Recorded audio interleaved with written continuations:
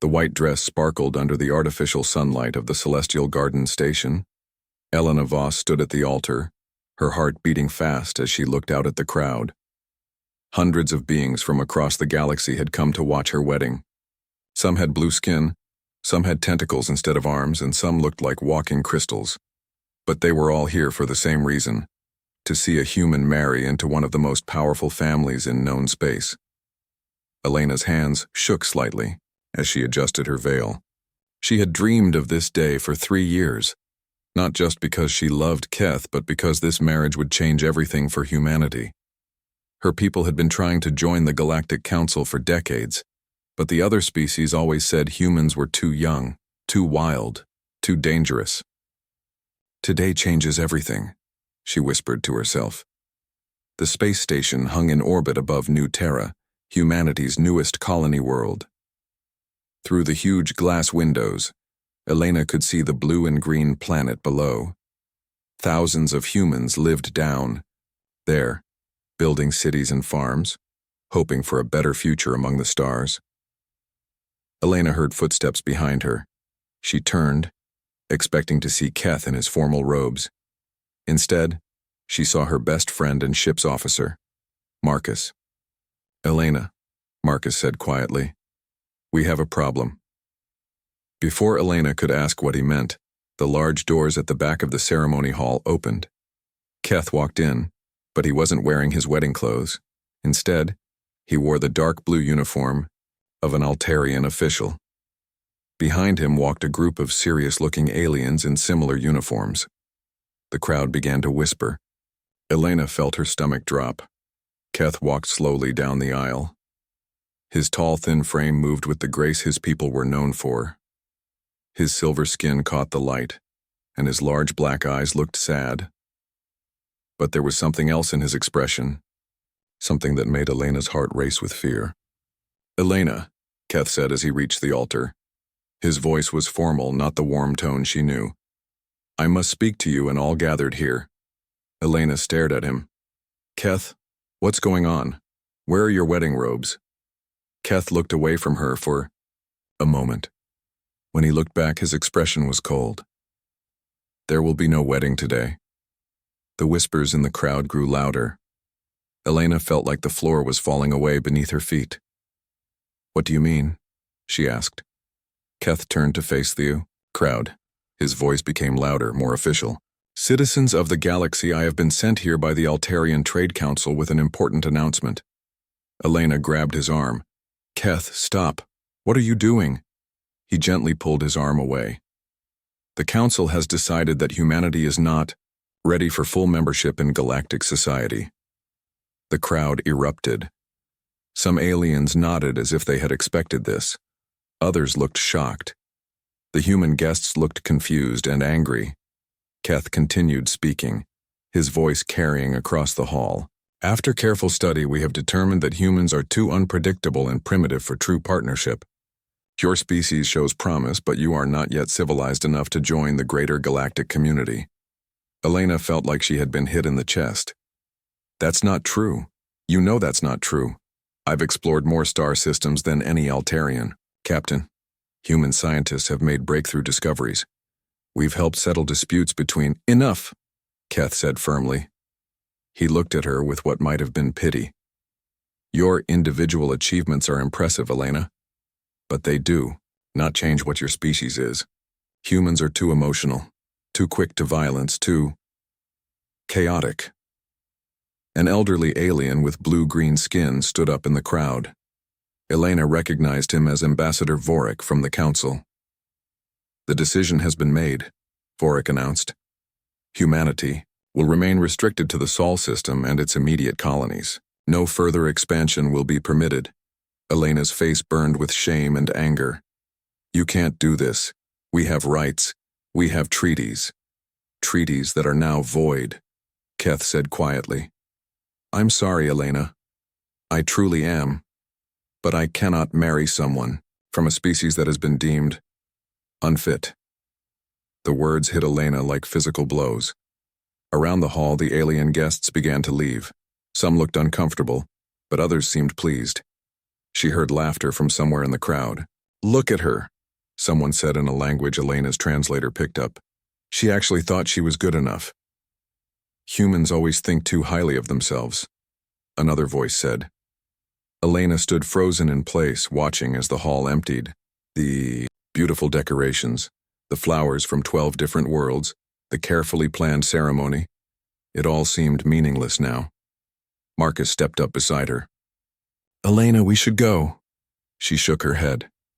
No, this isn't over. Keth was walking away, but he stopped and turned back.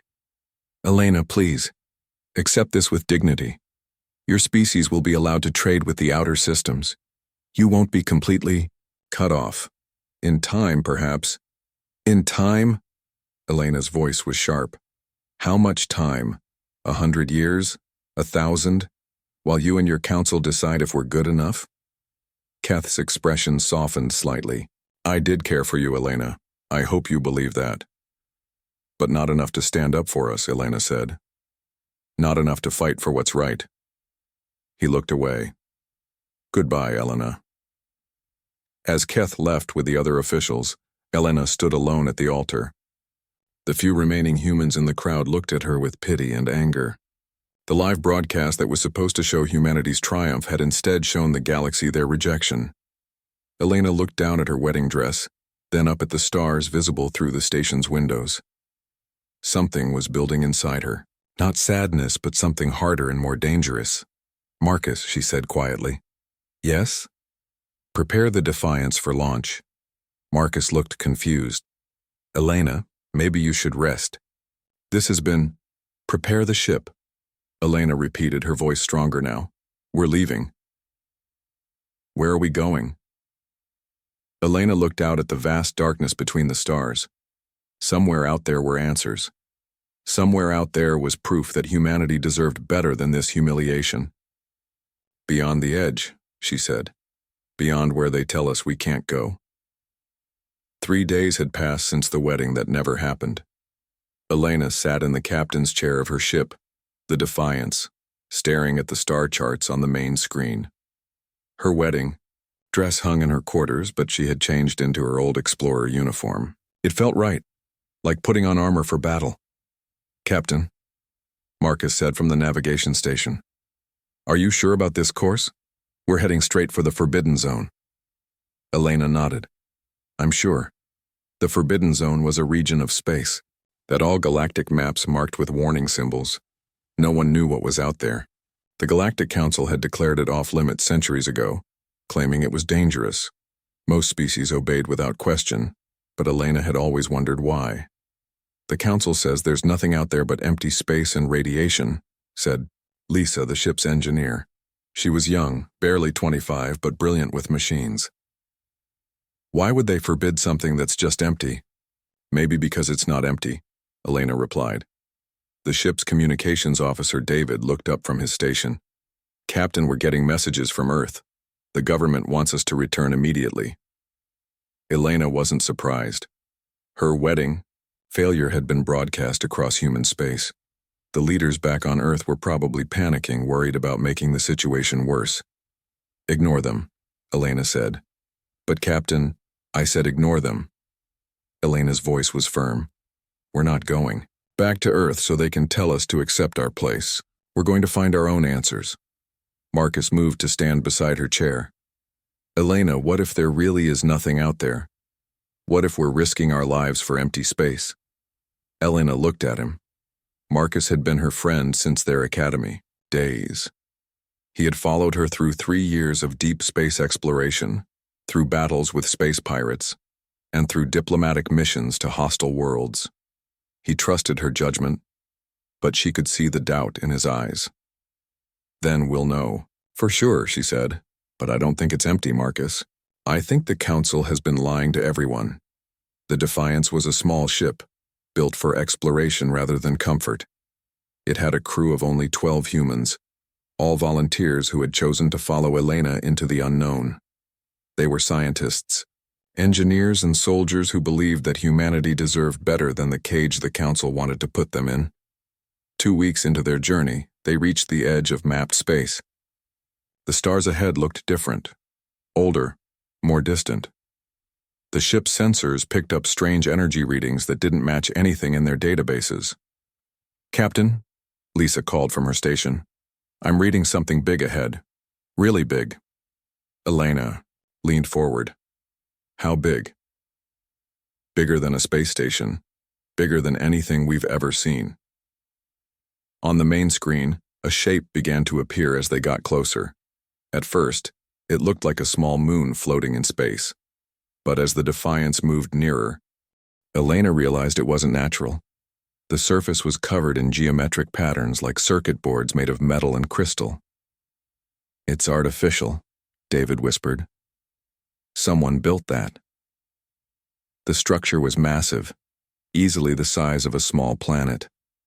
It hung in the darkness between galaxies, silent and dark. There were no lights, no energy signatures, no signs of life. "Scan it," Elena ordered. "Full spectrum analysis." The results made everyone on the bridge go quiet. The structure was old, older than any known civilization. The materials were unlike anything in their databases, but somehow familiar. "Captain," Marcus said slowly, "the design patterns, they match the hyperspace gates." Elena's heart began to race. The hyperspace gates were ancient structures that allowed faster-than-light travel between star systems.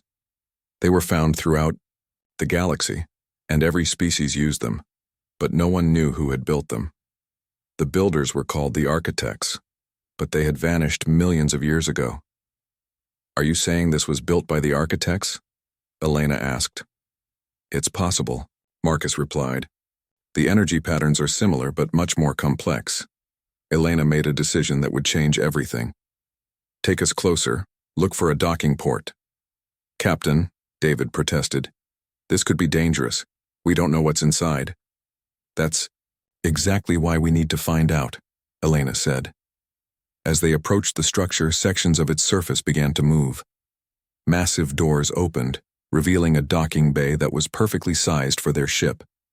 Lights came on inside, creating a path for them to follow. "It's welcoming us," Lisa said in amazement. "Or trapping us," Marcus muttered. Elena ignored the warning. "Take us in." The Defiance glided into the docking bay. As soon as they were inside, the doors closed behind them. The bay filled with atmosphere and gravity activated. Their sensors showed the air was safe to breathe. Elena suited up along with Marcus and Lisa. They left the rest of the crew on the ship and stepped out into the ancient structure. The interior was breathtaking. Corridors stretched in all directions, their walls covered in symbols that seemed to glow with their own light. The architecture was beautiful but alien, clearly designed by minds very different from human ones. "The symbols," Elena said, studying the walls. "They're not just decorations. They're instructions." Elena had always been good with languages and codes. It was one of the reasons she had become an explorer. As she looked at the symbols, patterns began to emerge. "They're showing us the way," she said. "Follow me." They walked deeper into the structure, following the glowing symbols. The corridors led them to a vast central chamber. In the middle of the room was a sphere of pure energy, pulsing with soft light. As Elena approached the sphere, something incredible happened. The neural implants in her head, devices that all deep space explorers use to navigate, began to resonate with the energy. Suddenly, Elena could hear voices. Not voices speaking, but thoughts. Ancient thoughts, filled with wisdom and sadness. "Who dares to enter our sanctuary?" the voices asked. Elena found she could respond by thinking her answer. "I am Elena Voss, explorer of humanity. We seek knowledge and truth." "Humanity," the voices repeated. "The young species from the spiral arm. You have traveled far from your home. We were told we are not worthy to explore the galaxy," Elena thought back. We were told we are too primitive." The voices seemed to laugh, but it was not a cruel sound. "Primitive? You are the first to find us in 3 million years. You are the first to seek answers instead of accepting limitations." Elena's mind reeled. "You are the architects." "We were. Now we are something more. We transcended physical form. Long ago, but we have been waiting. Waiting for what? For a species brave enough to look beyond the boundaries set by others, for minds curious enough to seek truth instead of comfort, for hearts strong enough to face the unknown. Elena felt tears in her eyes. You've been waiting for us. Not just humans, but you have shown the qualities we sought. Your species refuses to accept cages, even when they are gilded with false promises of safety. The energy sphere pulsed brighter. There is much you must know, Elena Voss. The galaxy is not what it seems. The council you know is only a tool of something far older and more dangerous. Elena's mind filled with images and knowledge. She saw the true history of the galaxy, how ancient species had formed a secret empire, keeping younger races as servants and cattle. She saw how they used the council to control expansion and limit the growth of species like humanity. The hegemony, the voices explained. They have ruled from the shadows for millions of years, feeding on the life force of others to extend their own existence. Elena understood now. The humiliation at her wedding, the restrictions on humanity, the forbidden zones. It was all part of a system designed to keep her species trapped and weak. What can we do? She asked. Learn. Grow. Become more than they expect. We will teach you, Elena Voss. But first you must prove humanity is ready for the truth. The sphere began to pulse with new energy, and Elena felt power flowing into her neural implants. Knowledge, abilities, potential, all flooding into her mind. The test begins now, the architect said. Return to your people, prepare them. The galaxy will soon need liberators, not conquerors. Elena stumbled backward, her mind overwhelmed by new understanding. Marcus caught her arm. Elena, what happened? You were standing there for an hour, staring at that thing. Elena looked at her friends with new eyes. She could see energy patterns. Around them could sense the potential in every human soul.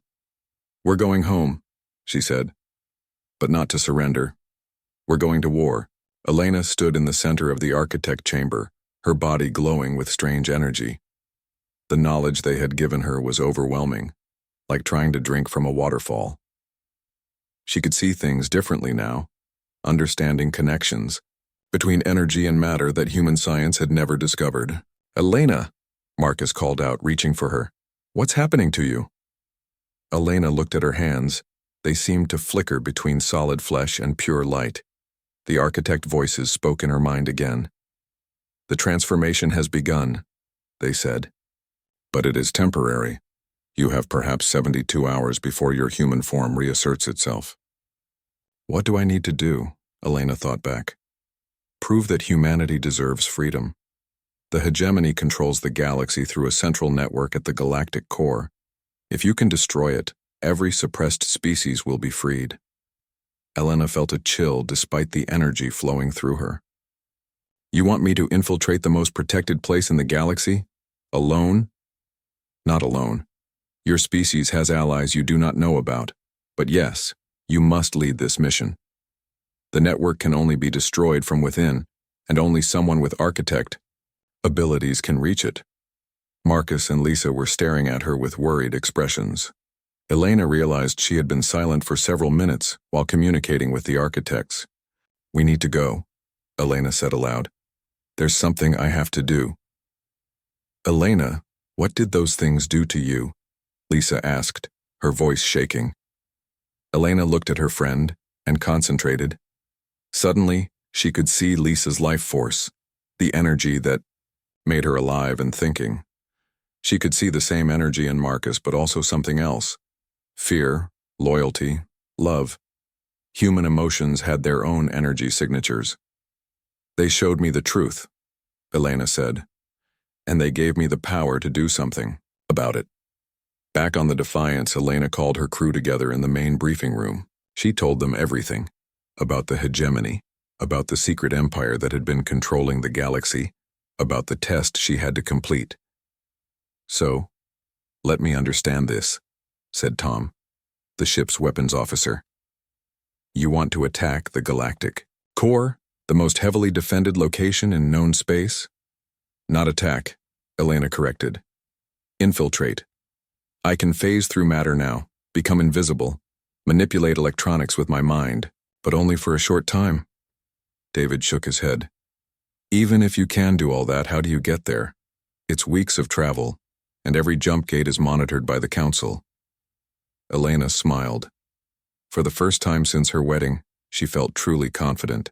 The architects gave me access to their private gate network, gates that the hegemony doesn't know exist. The crew exchanged worried glances. Elena could see their doubt, but also their determination. These people had followed her into the unknown. Once, they would do it again. Captain, Marcus said carefully, what if this is all a trap? What if these architects are lying to us? Elena had wondered the same thing. But when she looked inside herself, at the knowledge they had given her, she knew it was real. She could feel the pain of every suppressed species in the galaxy, the weight of millions of years of oppression. Then we'll have died trying to free the galaxy instead of living as prisoners, she said. I'd rather take that chance. The journey to the galactic core took 3 days using the hidden architect gates. Elena's condition was getting worse, or better, depending on how you looked at it. Her human form was becoming unstable. Sometimes her hand would pass through objects without her meaning it to. Sometimes she could hear the thoughts of her crew members. The transformation is accelerating, the architect voices told her.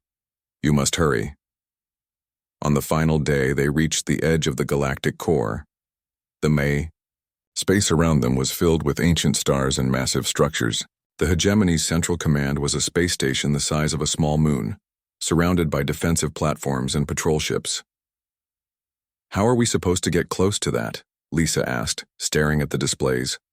Elena studied the station's design. With her enhanced vision, she could see the energy flows, the weak points, the hidden passages that normal sensors would miss. You're not getting close, Elena said. I am. She turned to face her crew. These people had been with her through everything. Now she was asking them to wait while she risked her life on an impossible mission. If I don't come back, she began. You'll come back, Marcus interrupted. You always do. Elena hoped he was right. She put on a modified spacesuit that would allow her to survive in vacuum while using her new abilities. The suit had been quickly adapted with architect technology, giving her limited life support and communication. Remember, she told her crew, if the mission succeeds, every suppressed species in the galaxy will suddenly have access to their true potential. Things are going to get chaotic very quickly.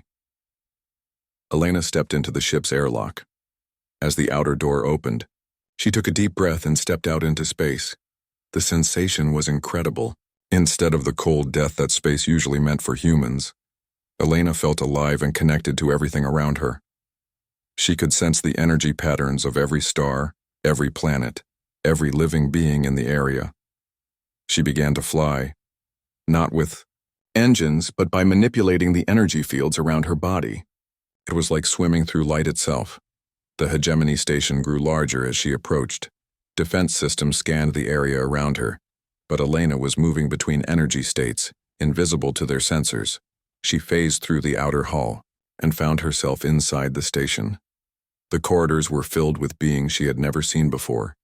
Ancient creatures with too many limbs, energy beings in mechanical shells, and others that seemed to exist in multiple dimensions at once. These were the hegemony's true masters, the species that had ruled the galaxy for millions of years. Elena moved through the station like a ghost, following the energy patterns that led to the central control room. The knowledge the architects had given her included detailed maps of hegemony technology.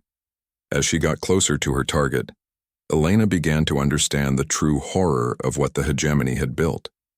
The central network wasn't just controlling hyperspace gates and communication systems. It was literally draining life energy from billions of beings across the galaxy, channeling that power to extend the lives of the hegemony's rulers.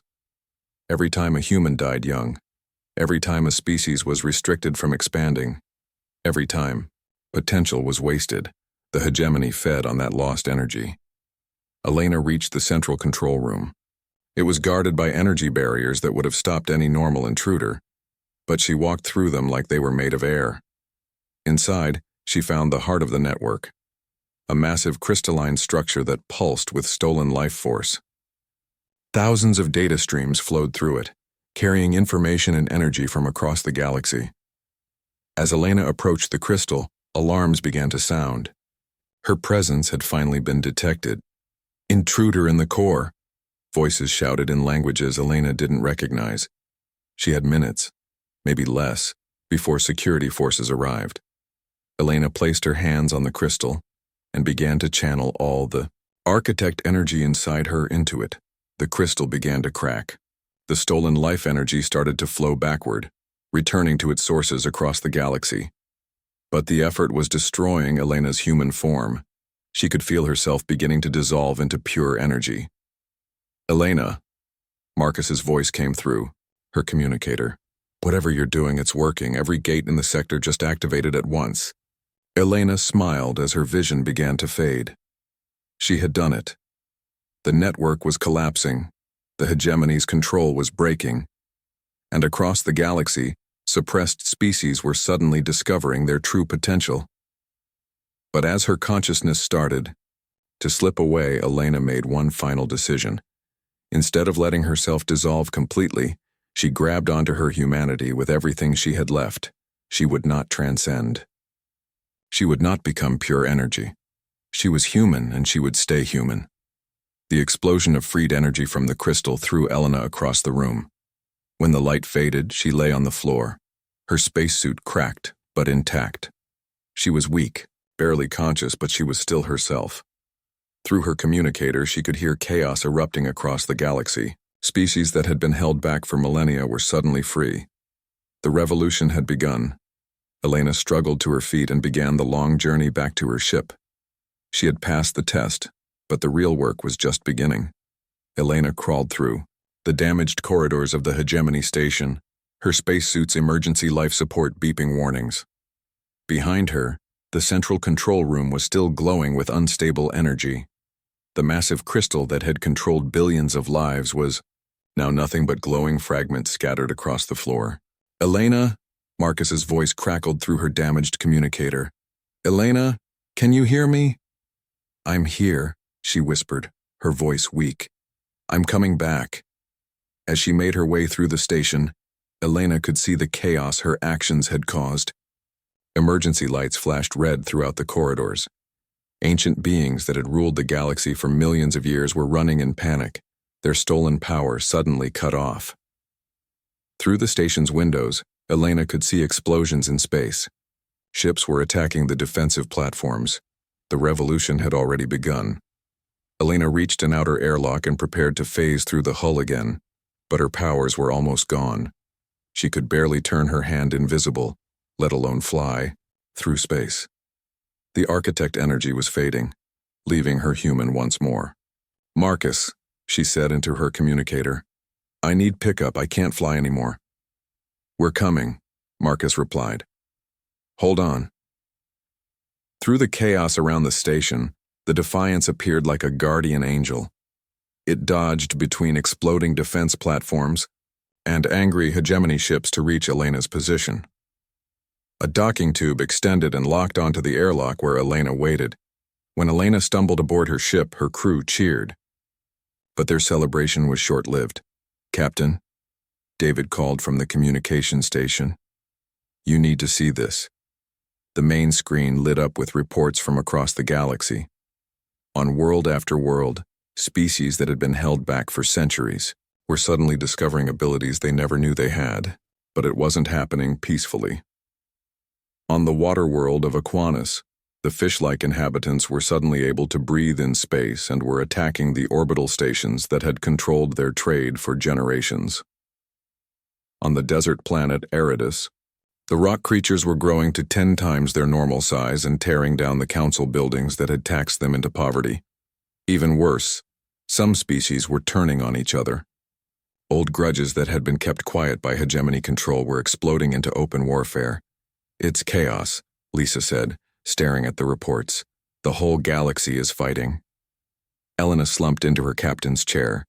She had known this would happen, but seeing it was different. Show me the human worlds, she said. David switched the display to show reports from Earth and the human colonies. What Elena saw made her heart sing with pride. Instead of fighting each other, humans were doing what they did best, adapting and helping. On New Terra, human doctors were treating injured aliens who had fled the fighting. On Mars, human engineers were sharing technology with freed species who needed help rebuilding their worlds. Typical humans, Marcus said with a smile. Everyone else starts a war, we start a hospital. But not all the news was good. A priority message came through from Earth's government. Captain Voss, said President Chen's face on the screen. What have you done? The Altarian fleet is approaching Earth. They're demanding we surrender you to them immediately. Elena felt anger rising in her chest. Even now, even after she had freed the galaxy, the politicians wanted to give her up to keep the peace. Tell them to come and get me, Elena said. Elena, Marcus warned. The Altarians have 100 ships in that fleet. Elena looked at her small crew. 12 humans on one exploration ship, facing the combined might of the Altarian Trade Consortium. But Elena had learned something important in the past few days. Sometimes being outnumbered just meant you had to be smarter. David, send a message to every freed species in the galaxy, Elena ordered. Tell them where we are. Tell them a human needs help. Elena, what are you doing? Lisa asked. Elena smiled. Testing a theory. The Defiance left the chaos around the hegemony station and began the journey back toward human space.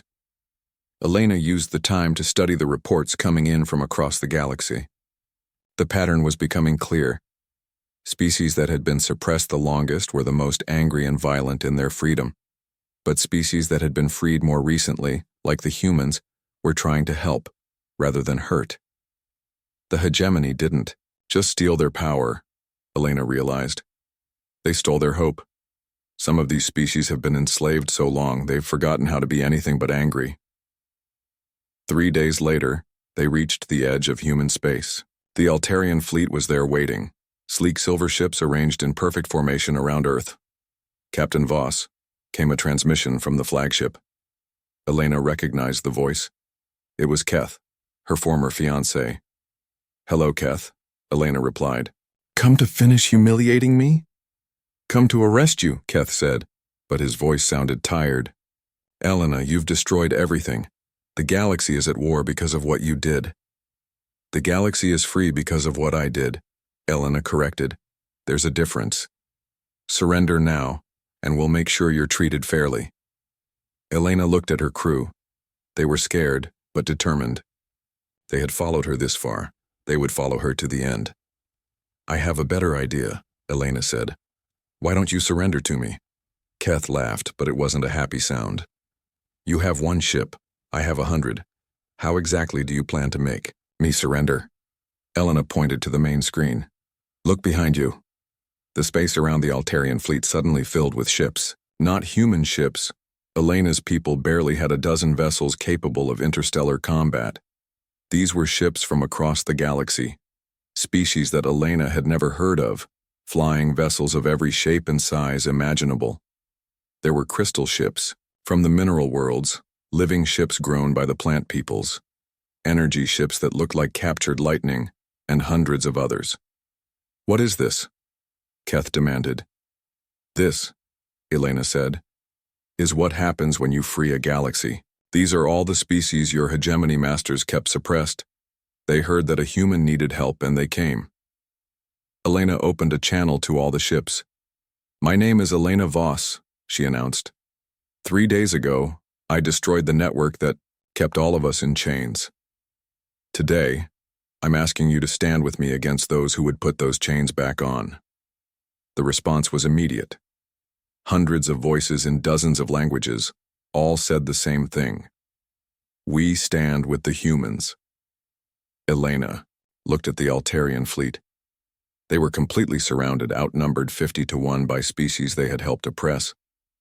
Keth, Elena said gently, your choice is simple. Join us in building a free galaxy, or go down with the system that enslaved us all. There was a long silence. Then, one by one, the Altarian ships began to power down their weapons. Elena, Keth's Voice was quiet. What you did at the hegemony station, we felt it too. Our people have been slaves just as much as everyone else. We just had longer chains.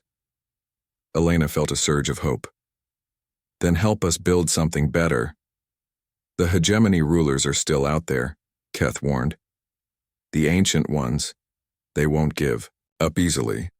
Then we'll stop them together, Elena said, all of us. As Elena looked out at the massive fleet that had assembled to help humanity, she realized something important. Her humiliation at the wedding had led to this moment.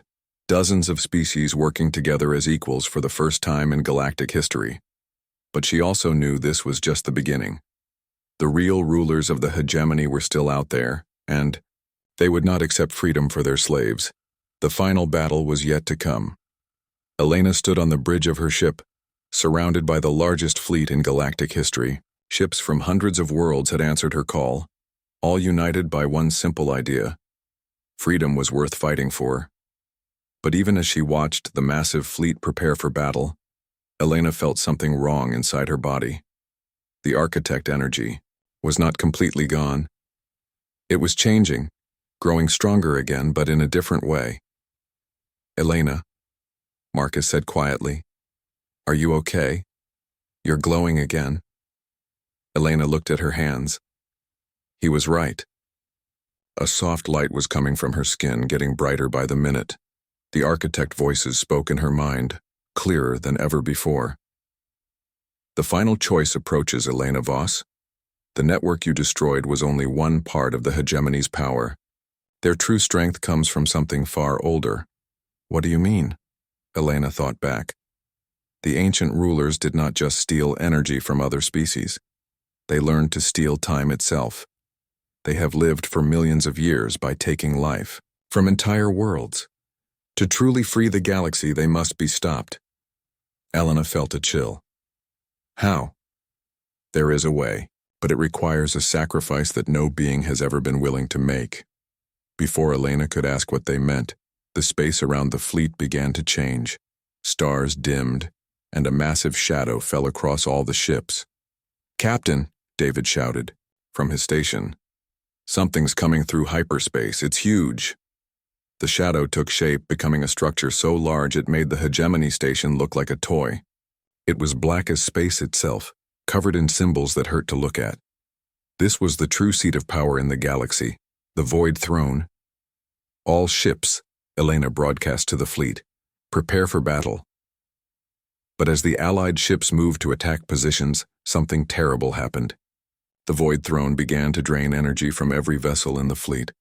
Not fuel or power, but life force itself. Elena watched in horror as crews across the fleet began to age rapidly, their years stolen to feed the ancient rulers. Elena, Keth's voice came over the communicator, but he sounded older, weaker. We can't fight this, it's killing us just by being here. Elena closed her eyes and reached out with her enhanced senses. She could feel the drain, the terrible hunger of the beings inside the Void Throne. They had ruled the galaxy for so long that they had forgotten what it meant to live without stealing from others. Architect. Voices, Elena called in her mind. Tell me what the sacrifice is. To defeat beings who have stolen time itself, someone must give them all of time, past, present, and future. Someone must share their life force not just with the hegemony, but with every being in the galaxy. Elena understood. The choice was simple but impossible. She could transcend her human form completely, become pure energy, and spread that energy to every living being in the galaxy. It would make everyone equal, give everyone the power to resist the hegemony forever. But she would no longer be human. She would no longer be Elena. There has to be another way, Elena said aloud. Marcus looked at her with concern. Elena, what are you talking about? Elena looked at her friend, then at her crew, then at the fleet that had come to help humanity. All of these beings, all of this hope, would die unless she acted. But then Elena had an idea that surprised even the architects. What if I don't have to choose, she said. What if I can do something that's never been done before? Elena walked to the center of the bridge and spread her arms wide. The light inside her grew brighter. But instead of letting it consume her human form, she did something different. She shared it while keeping it. Elena reached out with her mind to every human in the galaxy, not just those in the fleet, but everyone on Earth, on the colonies, on distant exploration ships. She gave each of them a small part of the architect energy, but kept the connections alive. Every human suddenly felt a spark of new power, but they were still themselves. More importantly, they were all connected to each other and to Elena. "What are you doing?" The hegemony rulers spoke for the first time, their voices like the sound of dying stars. "This is impossible." Elena smiled. "You've been ruling the galaxy for millions of years, but you never understood humans. We don't have to choose between individual power and working together. We can do both." The energy drain from the Void Throne suddenly stopped working. Instead of stealing life force from the fleet, it encountered something it had never faced before: beings who shared their energy willingly. Every human in the galaxy was now connected, their combined life force protecting not just themselves but everyone around them. The alien ships in the fleet found their crews restored as human energy flowed out to heal what the hegemony had tried to steal. "Impossible," the ancient rulers repeated, but now their voices held fear. Elena felt power unlike anything she had ever imagined. Not the power to transcend humanity, but the power that came from making humanity stronger while keeping it human. "This is for everyone who was ever told they weren't good enough," Elena said, and her voice carried across space to every ship in the fleet. "This is for everyone who was ever kept down by those who claimed to be better." Elena raised her hand toward the Void Throne. Energy flowed from every human in the galaxy, channeled through her but not consuming her. She was still Elena Voss, still human. But now she was connected to the hopes and dreams of her entire species. The beam of pure human determination struck the Void Throne and shattered it like glass. The ancient rulers, their stolen time suddenly returned to its rightful owners. Aged millions of years and seconds, their reign of oppression crumbled to dust. As the debris of the Void Throne drifted away, Elena felt the connections to her people stabilize. Every human would now have a small spark of architectability, not enough to transcend, but enough to ensure they would never be enslaved again. The fleet around her erupted in celebration. Species that had been enemies for centuries embraced each other as equals for the first time. Elena's communicator chimed with an incoming message. It was from Earth. "Elena," President Chen's voice was filled with wonder. "We're receiving surrender requests from council worlds across the galaxy. They're asking humanity to help them transition to free governments." Elena laughed. A month ago, she had been humiliated at her own wedding, told that humans were too primitive for galactic society. Now the galaxy was asking for their help. "Tell them we'll be happy to assist," Elena said, "as equals." Keth's ship approached the Defiance. On the screen, Elena could see that he looked younger, healthier than she had ever seen him. The stolen years had been returned to him too. "Elena," he said, "I owe you an apology.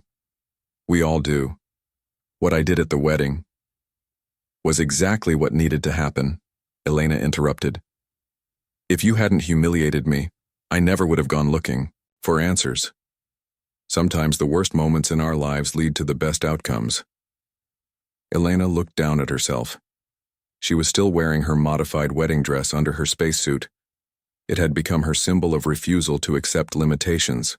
"Besides," Elena added with a smile, "I think I look better in this dress as a liberator than I ever would have as a bride." The celebration continued around them, but Elena found a quiet moment to speak to the architect voices one last time. "Thank you," she told them, "for believing in us. You have exceeded our hopes, Elena Voss. Humanity has shown the galaxy something new. That strength comes not from taking from others, but from lifting others up." Elena looked out at the stars. No longer forbidden territory, but open space full of possibilities. Somewhere out there, species were learning to be free. Somewhere out there, new friendships were being formed between worlds that had never been allowed to meet as equals. And somewhere out there, Other young species were taking their first steps toward the stars, knowing that when they were ready, humanity would be waiting to welcome them as friends.